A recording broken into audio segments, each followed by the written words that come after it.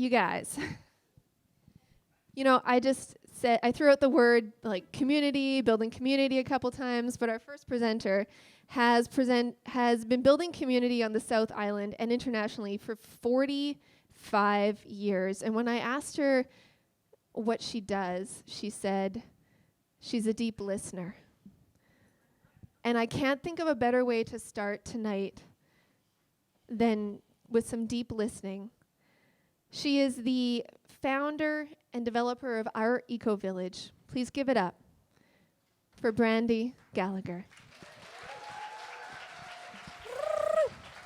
How is that first sound? Is that okay?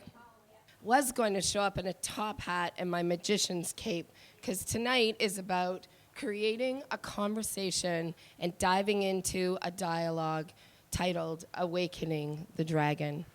It's about the reSTORYing of our collective future.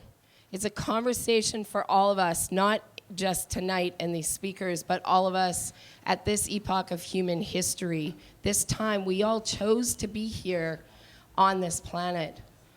Awakening isn't just a little story. It's the story of our lives, and our lives depend on it. Can you imagine the potency of bringing together community into a new level of asking ourselves to wake up? And you know, the talk about conscious, unconscious, the conversation goes way back. Community animation is a way of being to wake ourselves up. The old days in the world of dragons, when it was all about slaying dragons, has changed.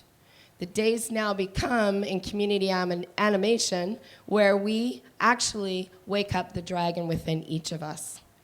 We find these little signposts all over our lives. You live in Victoria, they're everywhere. What if we start to own the creating of transformation? What if we stop fighting for peace and we start putting our hands and our collective selves together to make a difference? There is a technology in the world called dragon dreaming. It's an organizational process. You can see 4 little quadrants on some of these examples, but you can see some pictures of some great people coming together to make things happen. But it's really about planning and dreaming and doing and acting and then reviewing. And a lot of that, for me, starts in what's called permaculture design. And many people in this room, put your hand up, know that term. There's places in the world that say that permaculture is the regenerative design to change the world, and the possibility the United Nations holds in human history right now for regenerative culture. But you know what? Dragons are lighting fires everywhere on the planet if you look. Some people say there's light keepers, or there's ones that show the way. I know them a lot as the children who are building things, ovens, dragon fire spots and places that exist. And I've gotten to have my hand in a few. Circles of children circled by the other peoples in their lives that are igniting what is possible. Not just climate striking in the street, not just saying what we don't want, also saying what we do want. Calling ourselves forward through the generations, asking for those that have come before us in the unseen and the seen realms. Who are our elders? How do they hold us? And how do we hold them into these certainly uncertain times? When we gather, we notice that a lot of people are leavers.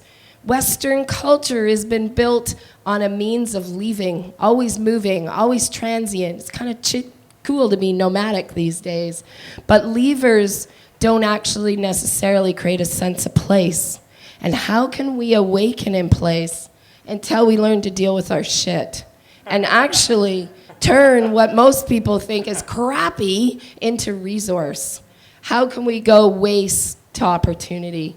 How can we actually put our hand to everything becoming part of our regenerative culture, that everything is needs and yields like we describe in permaculture? And here it is. How can we stop consuming nature? That's a real picture of one of our interns. How can we think that we're not here just to devour everything? That little bird is a real creature, and yet we somehow objectify things and think that it's for us. And not notice that we might be ones being consumed if we're not so careful. Things get eaten, metal, all kinds of aspects of what we thought was so powerful that we're creating as a human species gets absorbed back. Maybe it's not about healing the earth, but healing ourselves to live in the earth and to see that we are nature. That isn't an observation, that's just a mirror of those two. Realness, that we're not separate beings from when we awaken on that level. We actually know that we are being the living mycelium. We are the undercurrent that connects between all of us and between all other beings on this planet. Something brought us here tonight. You called that in already, Missy, and what is it? What is it that has this conversation and these narratives going? What brings together amazing, I notice these are mostly all women, or they all are all women, rocking women who stir the cauldron deep and richly. Why is it that we can vision things and sometimes stop ourselves from waking up? Or do we throw down and really just start to create?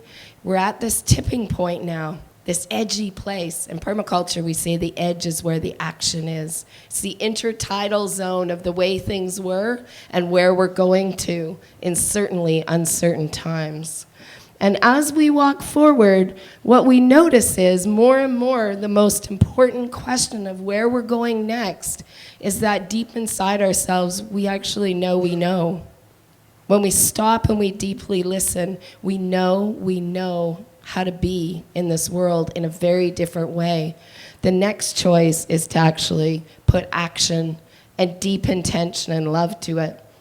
This mandala signifies a sacred space on the lands of our eco-village with a peace pilgrim who goes all over the world in her pilgrimage, building magical mandalas and casting spaces for peace. And it was with her just recently that a number of us agreed to start a peace university, a place for us all to wake up, curriculum of life. And we invite you in. We invite everybody. It's not about our eco-village. This is about our community.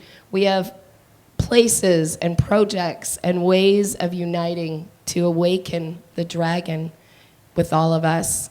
Thank you, and igniting tonight is what's next. Welcome in.